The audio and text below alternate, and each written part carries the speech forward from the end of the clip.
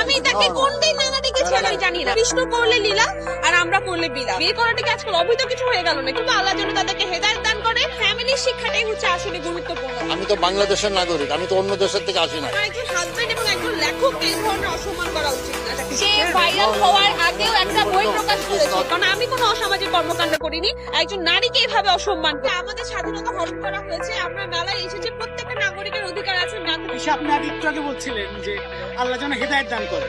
অনেক অভিযোগ গতকাল অনেক মুরব্বী এবং অনেক অভিভাবক বলছে যে আল্লাহ যেন আমাদের মেয়েদেরকে হেদায়েত করে, এরকম ঘটনা যেন আর না ঘটে। তিশার মতো যেন আর একটা মেয়ে যেন জন্ম, এটা আমাদের কাছে রেকর্ডও আছে। আপনি কি